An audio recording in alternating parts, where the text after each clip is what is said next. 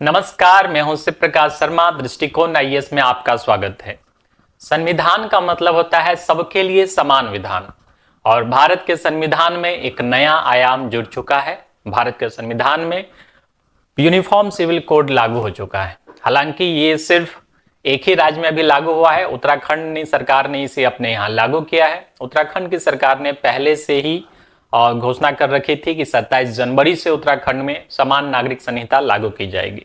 तो हमारे संविधान की सबसे बड़ी खूबसूरती ये है, दुनिया का कोई भी चीज पूर्ण नहीं है, कोई भी चीज उठा के देख लीजिए, लेकिन संविधान की ये खूबसूरती है कि संविधान ने अपने में जो कमी है उसको सुधारने का भी सारा तरीका दे रखा है। ठीक है, तो आइए इस न्यूज को देखते हैं हम लोग। तो उत्तराखंड सरकार first stage to implement uniform civil code. ठीक है, चीफ मिनिस्टर पुष्कर सिंह धामी ने जो है ये घोषणा की थी।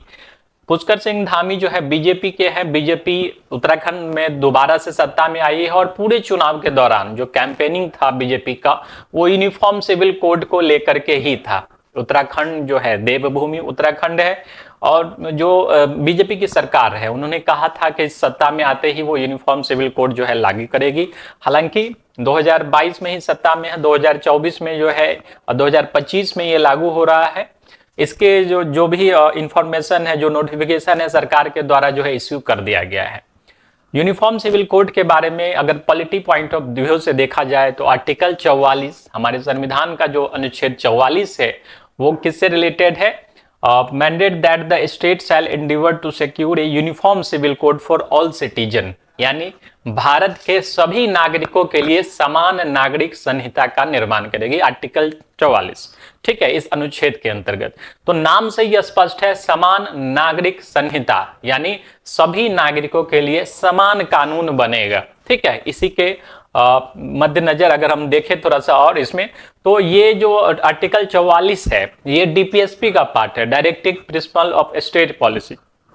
आपने पॉलिटी में इस चीज के बारे में पढ़ा होगा कि डीपीएसपी जो है इन्फोर्सिबल नहीं है। ठीक है, कोर्ट के द्वारा इसे लागू नहीं कराया जा सकता। तो आर्टिकल 36 से लेकर आर्टिकल 51 तक में पार्ट जो 4 है संविधान का, वो डीपीएसपी से रिलेटेड है। ठीक है, राज्य के नीति निर्देशक तत्व, यानी कोई भी राज्य सरकार जब इनेबल्ड हो जाए या देश की सरकार जब इनेबल्ड हो जाए उस फील्ड में, तो डीपीएसपी में जितने भी काम दिए हुए हैं डीपीएसपी का, उसमें से कोई काम निकाल के उस पर कानून बना सकती है। ठीक है, और इसी में कई सारे राज्यों ने जो है अपने यहाँ शराबबंदी वगैरह भी की हुई है। ठीक है, इसी डीपीएसपी का ही पार्ट है ये, और डीपीएसपी का ही पार्ट आर्टिकल 44 है जो देश के सभी नागरिकों के लिए समान नागरिक संहिता की बात करता है। उत्तराखंड सरकार ने इसे लागू करते वक्त कहा है कि ये किसी एक जाति या धर्म के एगेंस्ट नहीं, ये किसी भी जाति धर्म के एगेंस्ट नहीं है, बल्कि ये समाज में जितने भी लोग हैं, महिला सशक्तिकरण की दिशा में हो या फिर जो बुजुर्ग हैं, उन सब से रिलेटेड, समाज में रह रहे सभी लोगों के लिए ये चीज है।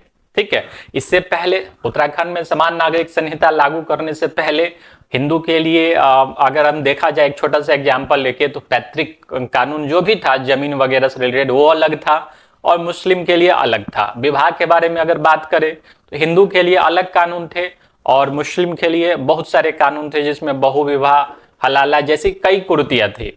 तो इन सब को दूर करते हुए उत्तराखंड सरकार ने जो है इसे लागू किया है। इससे समाज में समरसता बढ़ेगी, भाईचारा बढ़ेगा, लोगों में एकजुटता बढ़ेगी, क्योंकि सब जो है एक ही कानून के द्वारा जो है शासित किए जाएंगे।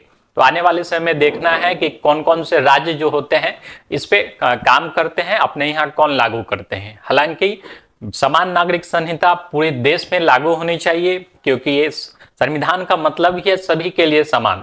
जब तक हम अलग अलग रहेंगे, अलग अलग कानून से अलग अलग लोगों को शासित करेंगे, तब तक संविधान लागू करने का फायदा ही क्या हुआ।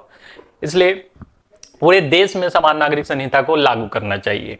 आपकी राय क्या है इस बारे में? पूरे देश में कहां कहां सबसे पहले लागू करना चाहिए, या पूरे देश में एक साथ लागू करना चाहिए? इस पे अपनी राय जो है कमेंट में जरूर लिखें।